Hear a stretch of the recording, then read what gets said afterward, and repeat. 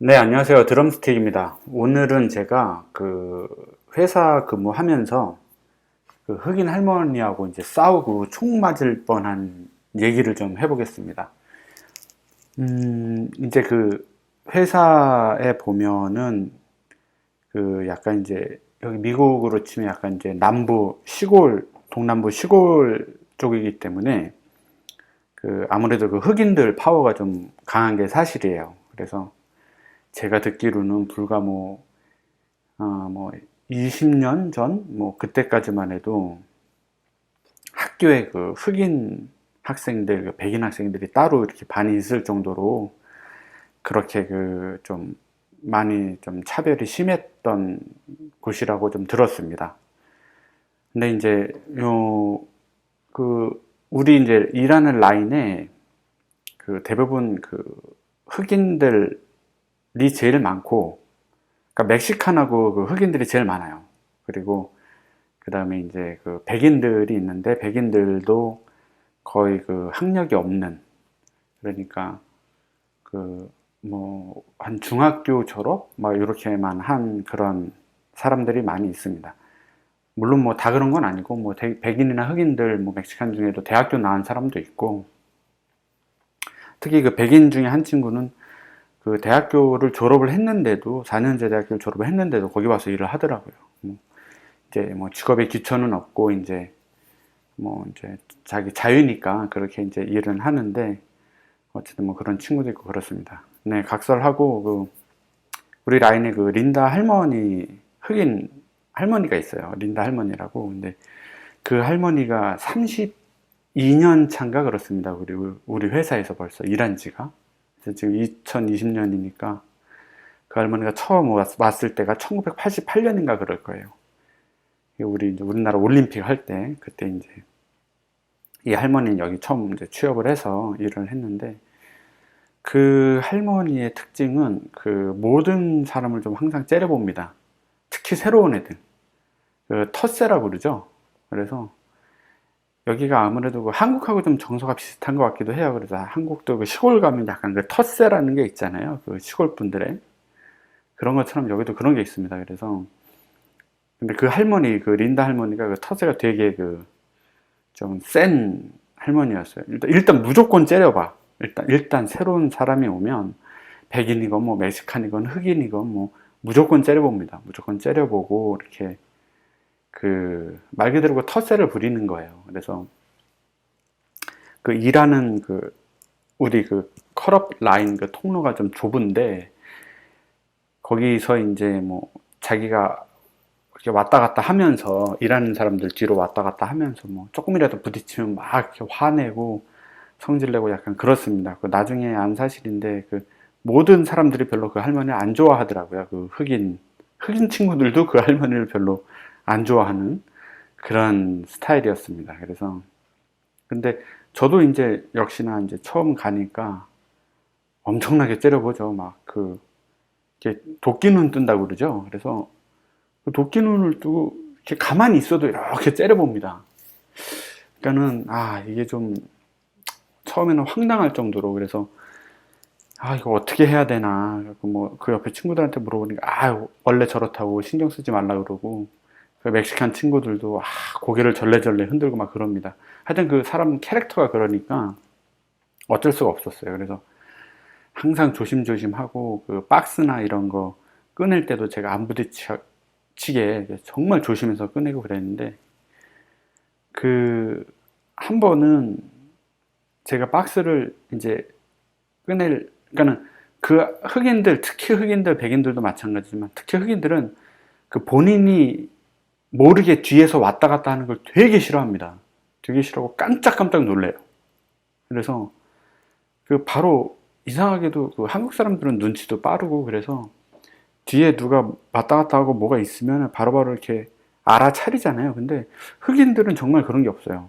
특히 그 우리 회사 사람들은. 그래서 뒤에서 뭐 이렇게 꺼내거나 말없이 꺼내거나 깜짝깜짝 놀라고 막 온갖 승질을 다닙니다. 특히 이린다 할머니가 화를 많이 냈는데, 그래서 반드시 excuse me 하고 얘기를 해야 돼요. 지나가거나 뭐 꺼내기 전에. 그래서 상대방이 알아차리도록.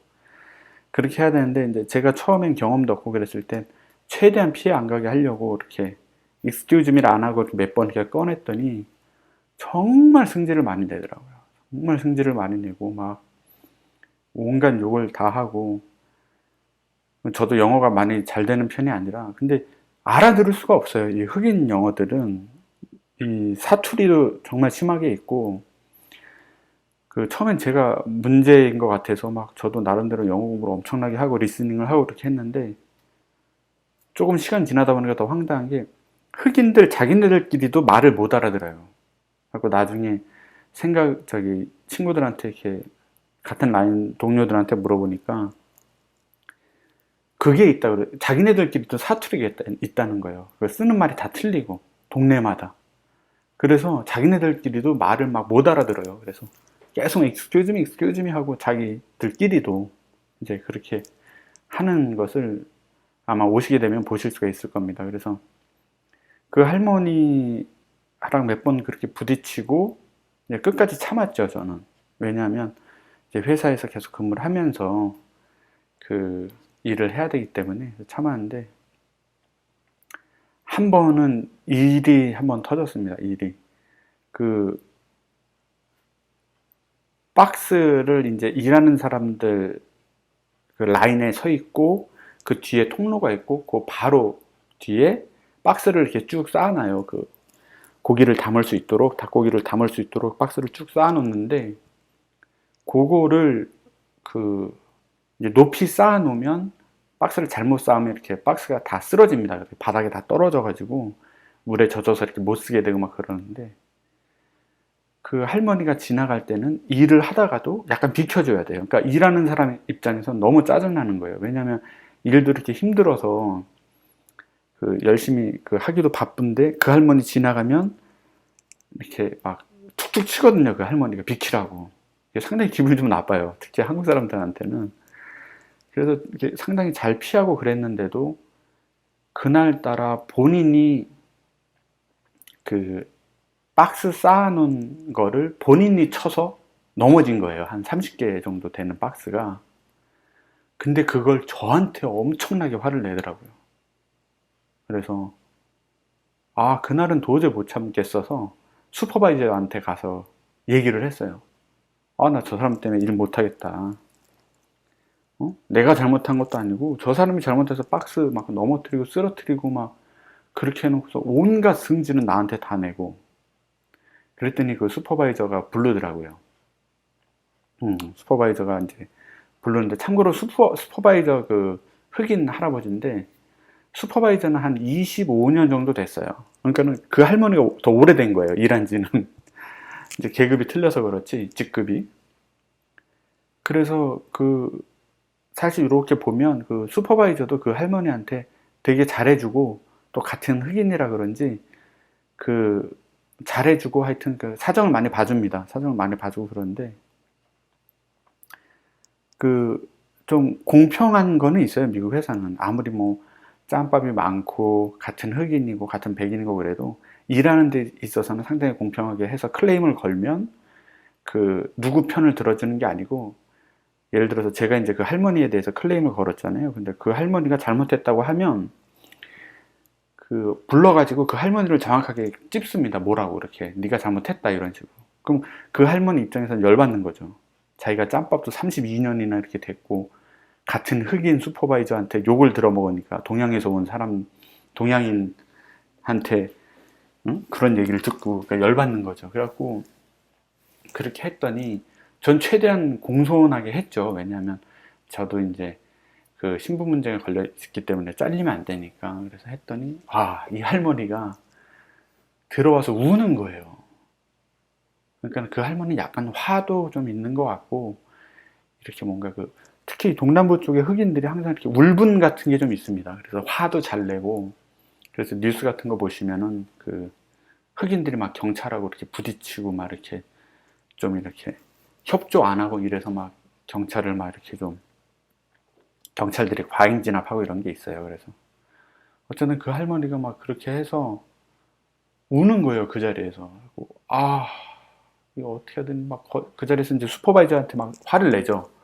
자기 짬밥 있다 이거지. 막 승질 내고 막 저는 막 한숨 푹푹 쉬고 있고 그런데 어쨌든 그렇게 해서 그 할머니가 그렇게 슈퍼바이저한테 깨지고 나서 얼마나 열받겠어요. 그 동양인 얼마 되지도 온 지 얼마 되지도 않은 놈 때문에 32년 막 그러니까 그 슈퍼바이저하고는 25년 이상 25년을 같이 일했던 거죠. 근데 깨지고 그러니까 너무 열이 받았나 봐요. 그러면서 뭔가 승질을 내고 그 할머니가 일주일 동안 그 옆에 딴 라인으로 갔었어요. 그래서 또 일하고 했는데 여러분도 오시게 되면 아시게 될 텐데 나중에 알고 보니까 그 회사 모든 흑인들하고 다 친구예요. 그 할머니가. 멕시칸들도 자기네들끼리 다 친구고 그 보통 조금 이렇게 된 사람들은 물론 사람들이 자주 바뀌긴 하는데 보통 된 사람들은 기본적으로 10년 이상 거기서 다 일을 했습니다. 그러니까 다른 슈퍼바이저들하고도 다 친구고 다른 라인 슈퍼바이저들 흑인 할머니 뭐 아줌마들 슈퍼바이저들하고도 다 친구예요. 이 린다 할머니가.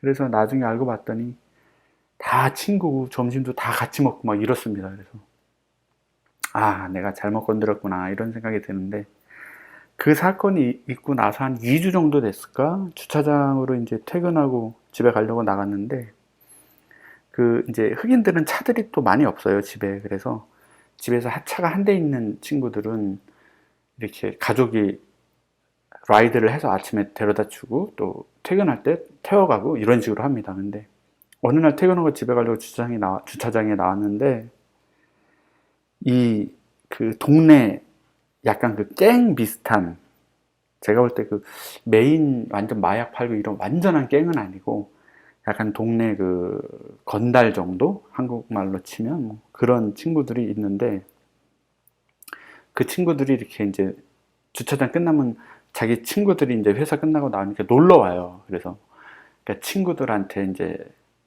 그 차 태워달라고 픽업 부탁을 해서 가족이 못 올 경우 그 친구들이 오고 이렇게 하는데